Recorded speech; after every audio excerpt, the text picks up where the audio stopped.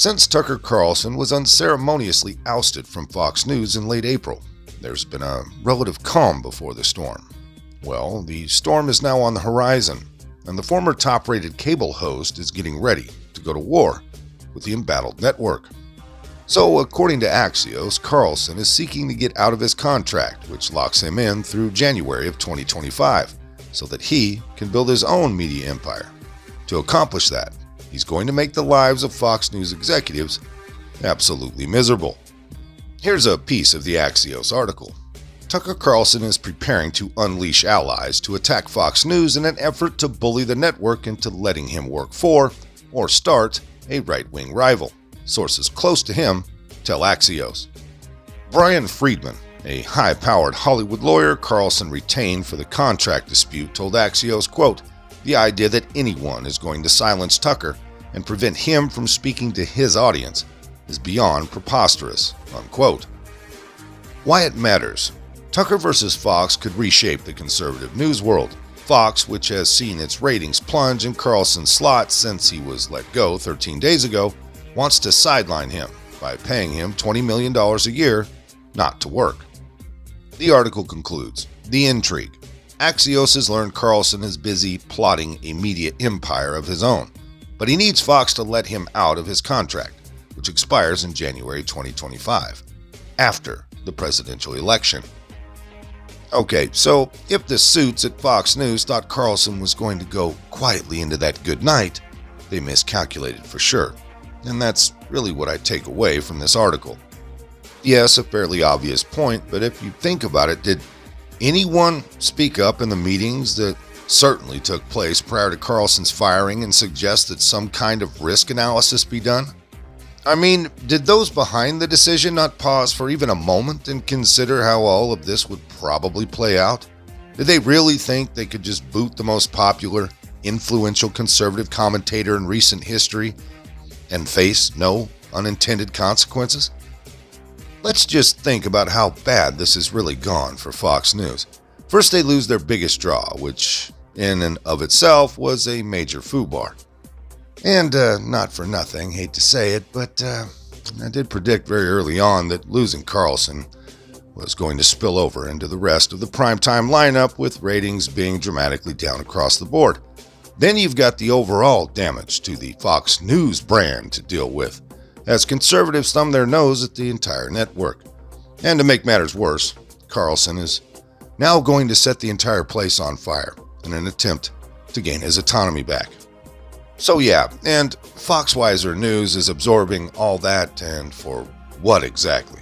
Reportedly, they fired Carlson over a mundane text message in which he made an extremely mild, vanilla racial comment about how white men fight, that he immediately reversed on in the same text, actually. So yeah, Foxweiser News destroyed itself, at least in the short term, to save the network from a few days of Media Matters gnashing at the teeth. Does that seem like a good trade-off? Does that make any sense to you? No, it doesn't, does it? Yeah, it's all bullshit. We'll find out what's really going on later. So yeah, unless we find out that Tucker is running an underage illegal alien sweatshop out of his basement, this is going to go down as one of the biggest media mistakes in history. Even if Fox News felt the need to part ways with Carlson, it would have been much smarter to wait until his contract expired. The haphazard way in which the network has gone about this is laughable. It's so self-destructive as to mimic parody. If Rupert Murdoch really did this and made this final call, he should really think about firing himself at this point.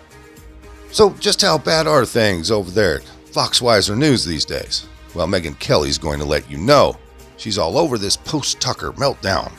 She almost daily at this point shares the shocking data behind the network's primetime collapse, and it shows that the fall is much steeper than many suspected it would be originally. And once again, I gotta say, I told you the whole lineup was going to tank. And folks, I'm loving every minute of this. Now, before I show you the clip of Megyn having way too much fun with this Fox News tanking story, I wanted to mention, been a little busy up north. I'm sorry about the lack of content recently. I will try to keep a minimum of 3 out a week, but understand as it gets warmer, I get a little busier. because I don't usually check the mainstream media for stories about Tucker. Like, I know what I'm going to get. But man, I wasn't surprised to see the headlines. Here's a few as a result of what I believe Fox is doing to the guy. MSNBC, newly revealed text reflected Tucker Carlson's racism bloodlust. New York Times opinion piece by Charles Blow, Tucker Carlson, white men, and the lynch mob mentality.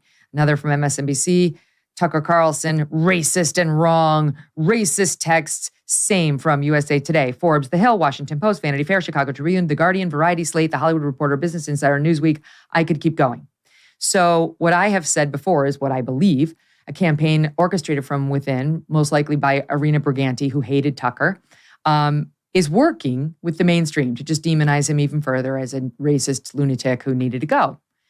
This is all nonsense. We don't know the real reason he was canned, but the audience gets it. They may be able to convince USA Today, but they're not convincing Tucker's core audience, and I'll show you how I know that. We averaged the 7 days that Tucker's been gone from Fox News and compared it with just the last week he was in the seat at 8 p.m. His overall number, that's everybody who's watching, is down almost 50%. It's down 47% without him. The key advertising demo, which is the number they care about, 25 to 54-year-olds, is down 59% at 8 p.m. 59%. They've lost almost 2/3 of the audience that helps pay their bills. They're left with about 1/3 of their audience. I mean, that's stunning. And I looked up and down the board at the rest of the prime time, which with all due respect to the daytime is all anyone gives a shit about over there at Fox News. The prime time pays the bills, period. They're all down. Just did a quick calculation. The 9 p.m. demo, which of course is Hannity, he follows Tucker, is down almost 40%, down 39%. And I haven't done the percentage calculations here. Oh, hold on. Steve, my crack EP has done some calculations. I made him do math.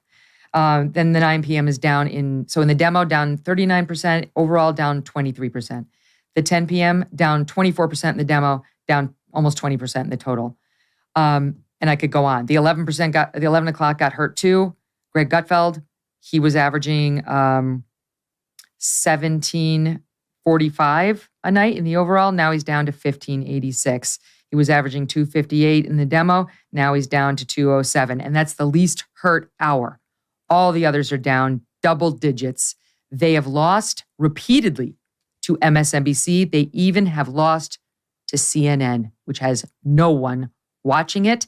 And here's what's happening, I'll tell you right now for sure, inside Fox News. Panic is setting in. If they lose a month to MSNBC, it will be a catastrophic moment for them. It'll be, if I were a Fox hater who was mad about what they did to Tucker, I would intentionally turn on MSNBC at night, especially if I had a Nielsen box, just so that MSNBC can beat them for this month. Because that's what they really care about. Trust me. I was there one year when Nancy Grace almost beat Bill O'Reilly at the 8 p.m. because it was Natalie Holloway time. And she was crushing the numbers. And Bill was the number one show. You would not believe the panic that they were on. They did everything within their power to code out the nights that would be that they knew he'd lose as like a special. So it wouldn't count against the ratings. I could go through all the tricks. But they are, trust me, in a panic right now about the fact that the prime time has collapsed and actually could lose an entire month, perhaps more, to MSNBC. Most of this came by way of redstate.com. If you liked it, hit that like button. Subscribe if you haven't. Leave a comment down below. There's a PayPal link in the description box, so please put $1 in the bucket on the way out the door. I'd like to thank everyone for all your donations. They're much needed and much appreciated. Now, with all that being said, we'll see you next time. All right. Come on, move. Move. Easy, easy.